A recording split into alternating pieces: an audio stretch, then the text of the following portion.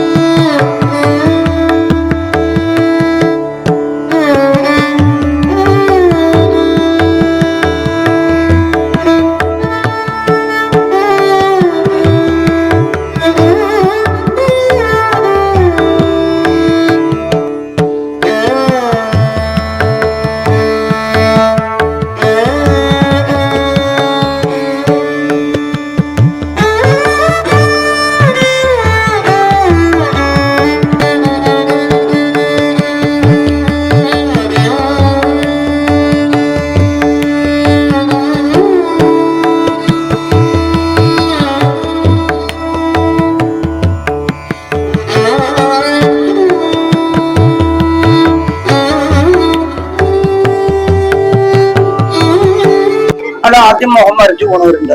അത് ഓരോരുത്തർ പഠിച്ചിരിക്കുന്ന രീതിയാണ്. ഞാൻ മറ്റ് ഇത് വരച്ചു കഴിഞ്ഞ മുഖം കൊടുക്കാറുണ്ട്.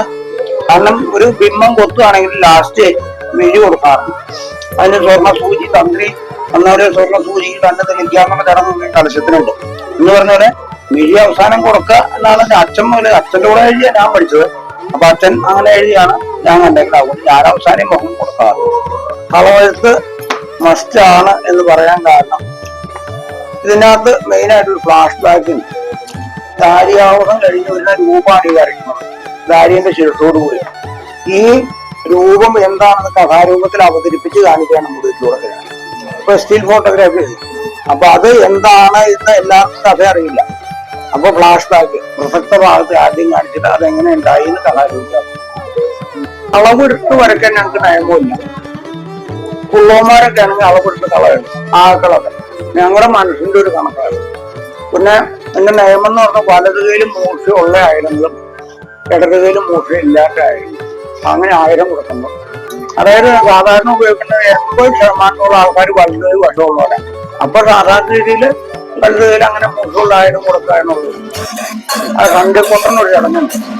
ആ കൊട്ടാണ് മുറിയിട്ട് ഇന്നത്തെ ദിവസം എല്ലാം ജനങ്ങളെ അറിയുന്നത്. അത് കഥകളിക്ക് കേളി വന്നു.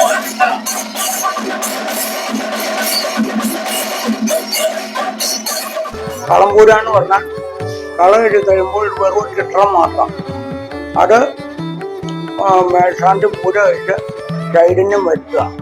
ആ ചൈതന്യം വെച്ച് കളം ജനങ്ങൾ തൊട്ടുകൊള്ളുക. അവർ നമുക്ക് അവരുടെ ബിംബം തൊട്ടുകൊള്ളാൻ പറ്റില്ല.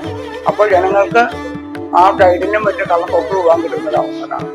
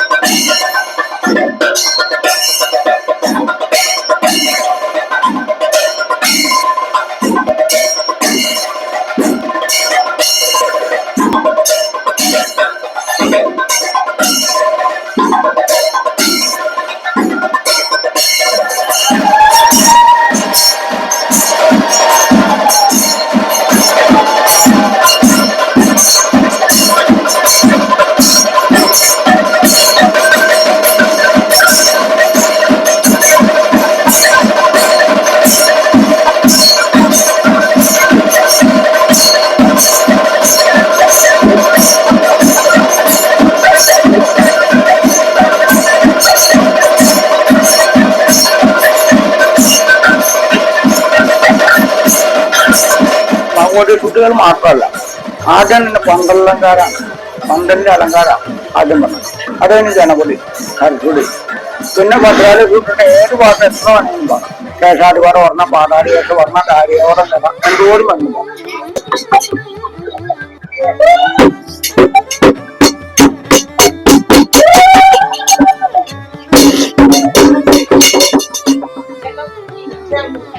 നാരായണായ നമനായിക വാണിമാ നേരേ തുണയ്ക്കകവിയുടെ മാലകോ നല്ലോരാസ്ഥാനമല്ലോ പുനരരികിലിക വന്നു പറഞ്ഞതും മമ ഭാഗ്യമല്ലോ. നിന്തിരുവടിയുടെ തിരുമുമ്പിലിക വന്നു നിന്ന് അടിമലതൊഴുതിയിടാം അറ്റിപ്പുഴക്കാവിലമ്മേ കൈതൊഴുന്നേ.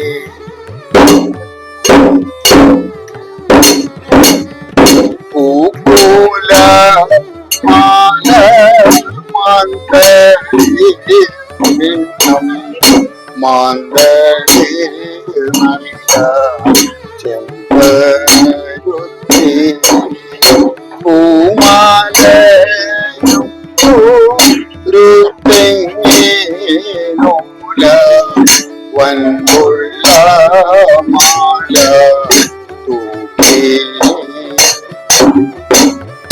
നാക്കില തന്നിൽ വെള്ളരി വെള്ള വെട്ടില നല്ല തേങ്ങ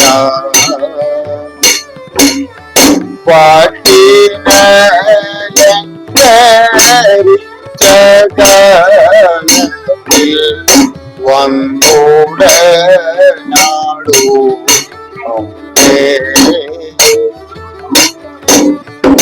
ഒരു തൂണ ചെയ്ത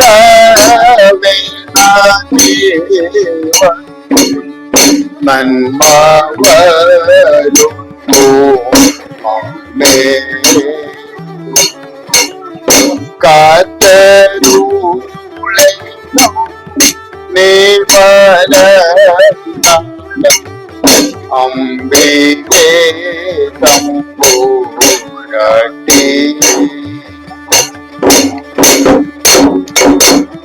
മദകരി രൂപമായി കരനല്ലോരളി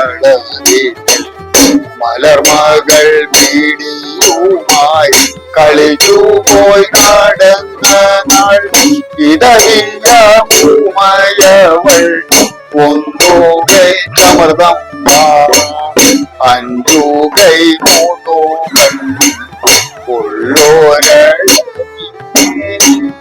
ഇടയിടെ കറുപ്പുടൽ ചരണീരം കലർന്നീത നാലു വേദവും അരുൾക പൊരുളെ നല്ലോരുളെ എന്നമ്മ ഭഗവതി. തിരുമലരവിൽ പാലഴകിയ കദളി പുലനിലവാഴ ചക്കരവേ ലീണപയറോ ചെറുപയറോടെ തിരുമകമകനി ഗണപതി ഭഗവാൻ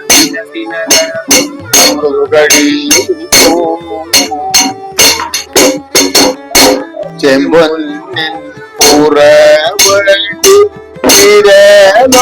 കൈതൊഴുന്നേ ചേവടി തളിയൊത്ത തൃപ്പാദം തൊഴുന്നേ അമ്മാന കുഴൽ വീണ നളഗീതം തൊഴുന്നേ ആദര നല്ല ചിലം പോലെ തൊഴുന്നേ തുമ്പി കൈ കരമൊത്ത തിരുതൂട തൊഴുന്നേ തുകിൽവട്ടിൻ പുറമേ ഉടയാള തൊഴുന്നേ അരയാലിൻ ചിലയോത്ത ഉദരം കൈ തൊഴുന്നേ അലർച്ചേരമായി ചുഴിയോ കൈ തൊഴുന്നേ മേരുക്കുന്നിനെ വെന്ന തിരുമൂല തൊഴുന്നേ മേളം കാലിയും മാറിൽ മണിമാല തൊഴുന്നേ ആര്യന്മാരോട് തോളം പുരവും കൈ തൊഴുന്നേ ആനന്ദകരങ്ങ വളഞ്ഞ വാഴ്തൊഴുന്നേ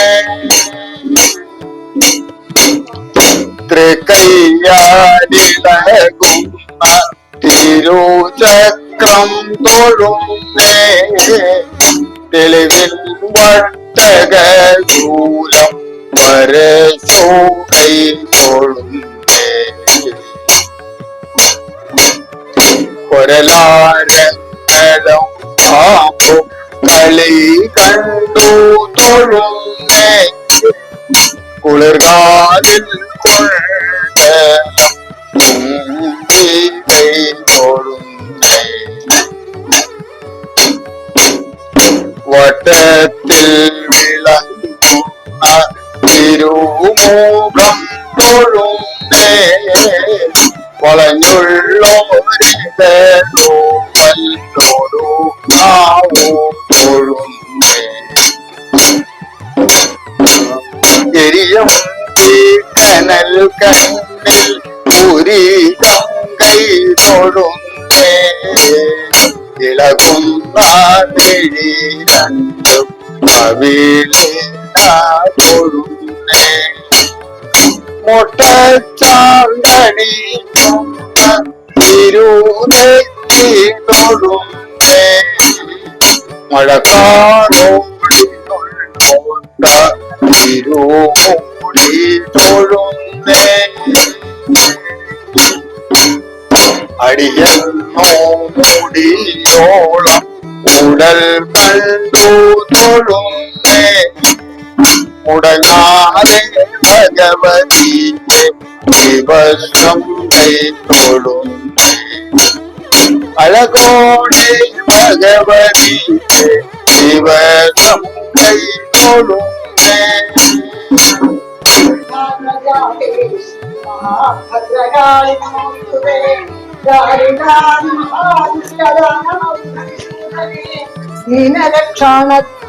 ദീനരക്ഷണദേക്ഷേ ശ്രീ ഭദ്രകാളി നമോസ്തുതേ ചരാചര ജഗന്നാഥേ ചന്ദ്രസൂര്യാഗ്നിലോചനേ ചാമുണ്ടേ ചണ്ഡമുണ്ടേ ശ്രീ ഭദ്രകാളി നമോസ്തുതേ മഹൈശ്വര്യപ്രദേ ദേവി മഹാത്രിപുര സുന്ദരി മഹാവീര്യേ മഹേശി ശ്രീ ഭദ്രകാളി നമോസ്തുതേ സർവവ്യാധി പ്രശമനി സർവമൃത്യു നിവാരിണി സർവമന്ത്രസ്വരൂപേ ശ്രീ ഭദ്രകാളി നമോസ്തുതേ പുരുഷാർത്ഥപ്രദേ ദേവി പുണ്യാപുണ്യഫലപ്രദേ പരബ്രഹ്മസ്വരൂപേ ശ്രീ ഭദ്രകാളി നമോസ്തുതേ ഭദ്രമൂർത്തേ ഭഗാരാധ്യേ ഭക്ത സൗഭാഗ്യദായികേ ഭവസങ്കടനാശേ ശ്രീ ഭദ്രകാളി നമോസ്തുതേ നിസ്തുലേ നിഷ്കളേ നിത്യേ നിരപായേ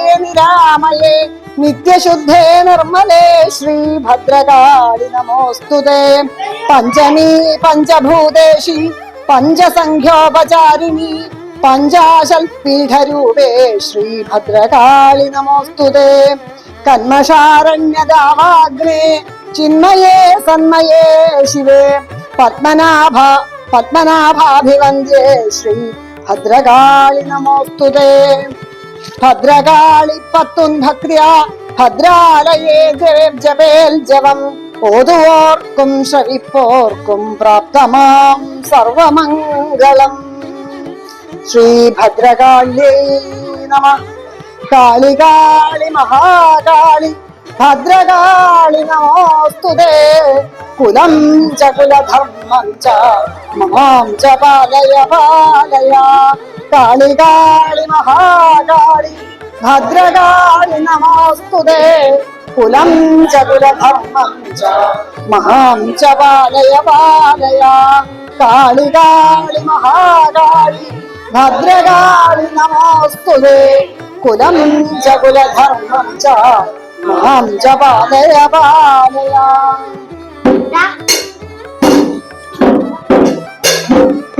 മാന്മാമണിവട്ടകപാലശൂലം പാശാകുശം പരശുവൻ നികടനുടീന രുദ്രാനവചന്ദ്രമുടങ്കരീന ഭക്തപ്രിയ നമ ശിവായ ശ്രീ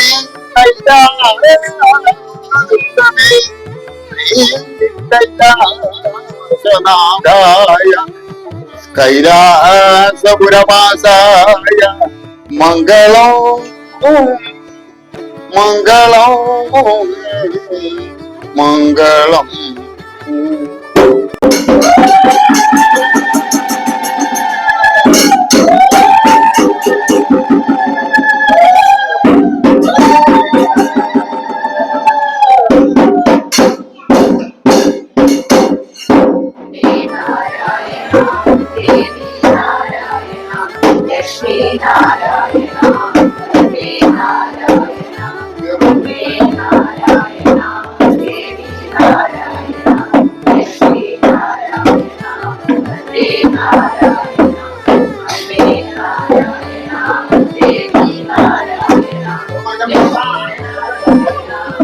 കളം വായിക്കാൻ ഇതിനകത്ത് ദേവചൈതന്യം വരുത്തിയിട്ട് ചെയ്ത കളമാണ്. ആദ്യം പറഞ്ഞല്ലോ മേശാന്തി പൂജയായിട്ട് ചൈതന്യം വരും. അത് മാറ്റി കളയാണ്ട് ഇവിടെ ഉണ്ടായിരുന്നുണ്ടെങ്കിൽ പിന്നെ അതിലും വലിയ ദോഷമായിട്ട് മാറും. കാരണം അതിന് ചൈതന്യം അത് പിന്നെ ആദ്യം ഉദ്ദേശിച്ച് അല്ലെങ്കിൽ വേറെ എന്തെങ്കിലുമൊക്കെ ചെയ്യേണ്ടി വരും. അപ്പൊ അത് ദേവീസ്തുതിയിൽ പാടിയത് മാറ്റി കളഞ്ഞാൽ പിന്നെ അവിടെ പ്രശ്നങ്ങളില്ല. അതാണത് മാറ്റി കളയേണ്ടത്. പിന്നെ ആ മാറ്റി കളയണ ഈ പഞ്ചവർണ്ണ പൊടികൾ ഇത് പ്രസാദമായിട്ട് ജനത്തിന് കൊടുക്കും. പ്രസാദമായിട്ട് കൊടുക്കാന്ന് പറഞ്ഞാൽ ഇതെല്ലാം ആയുർവേദ മെഡിസിനുകളായി. അത് ത്വക്ക് രോഗത്തിനും ഭയങ്കര എഫക്റ്റീവാണ്. ഞാനിത് സയൻസും കൂടെ കൂട്ടിക്കടന്ന് പറയാൻ കാരണം ഇത് കേൾക്കുന്ന പ്രേക്ഷകർ വിചാരിക്കും ഇത് പ്രസാദമായിട്ട് മാത്രം ഉപയോഗിക്കണം. പ്രസാദം മാത്രമല്ല, ഇത് ത്വക്ക് രോഗത്തിന് അനിവാര്യമായിട്ടുള്ള മെഡിസിനും കൂടെയാണ്. അപ്പൊ അത് തുടർന്ന് സൂക്ഷിക്കുന്നത് നമുക്ക് പവർഫുള്ളാണ്, നല്ലതുമാണ്. വിളക്കിന് തിരിയിടുന്നത് ഈ പറഞ്ഞ പോലെ 4 ഡിക്കായിട്ടാണ് കണ്ടത്. 4 അല്ല 10 ഡിക്കെണ്ണ കണ്ടത്. 4 ഡിക്ക്, അതിന്റെ 4 ഇടകള് 8 ആകാശം പോകും. അങ്ങനെ 10 എടുക്കുന്ന അത് മുടിയുടെ ഷോട്ടിലാണ്. രണ്ട് കൊട്ടനൊരു ചടങ്ങുണ്ട്. അത് തന്നെയാണ് വിളക്ക് വെക്കുമ്പോൾ കൊണ്ടുവന്നത്. അതിന് അരങ്ങത്ത് കയറിയുന്നതാണ്. കൊട്ടൊന്ന് തന്നെ ആ സന്ദർഭം എനിക്ക് പേരുമാണ്.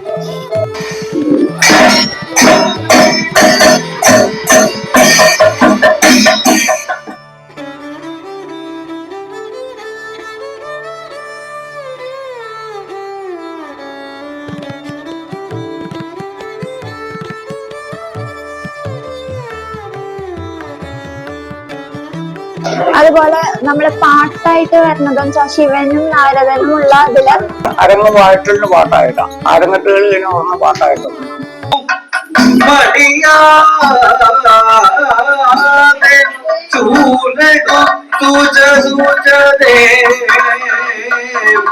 ദാരികന്റെ ദുർഭരണത്തെക്കുറിച്ചും ലോകം അനുഭവിക്കുന്ന കഷ്ടതകളെക്കുറിച്ചും മഹാമുനി നാരദൻ കൈലാസത്തിലെത്തി ശ്രീ മഹാദേവനോട് ഉണർത്തിക്കുന്നതിലൂടെ മുടിയേറ്റിലെ ആദ്യ രംഗം അരങ്ങേറുകയായി. ഇതില് പല ഭാഗത്തായിട്ട് പാട്ട് ആയിട്ട് വരുന്നല്ലോ. ഇരുപണ്ട പാട്ടിലൂടെ നാരദന്റെ എന്താണ് പുണ്യ അവസാനേ പാട്ട് വന്നത്.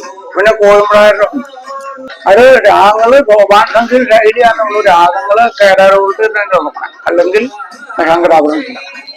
ശങ്കരാഭരണം അല്ലെങ്കിൽ കേരാരോട് തീർന്നത് പൂപാടല്ല. ഇപ്പൊ നമ്മള് വീട്ടിൽ ചെന്ന ജഗന്നാഥനോട് കാര്യം പറയേണ്ട അതിന്റെ വൈഫിനെ വേണ്ടി പറഞ്ഞില്ല. കൈലാസ് പാർവതിയുണ്ട്, ശരിയാണ്. പക്ഷെ അന്ന് നേരത്തെ നമുക്ക് പറയേണ്ടതുകൊണ്ട് പറയേണ്ട കാര്യമില്ല. പിന്നെ സിംബോളിക്കിന്റെ ആദ്യ രൂപമാണ്. അപ്പൊ അത് സിംബോളിക്കായിട്ട് അപ്പൊ അവിടെ പാർവതി കാണുന്നുള്ള നമുക്ക് വേണ്ട.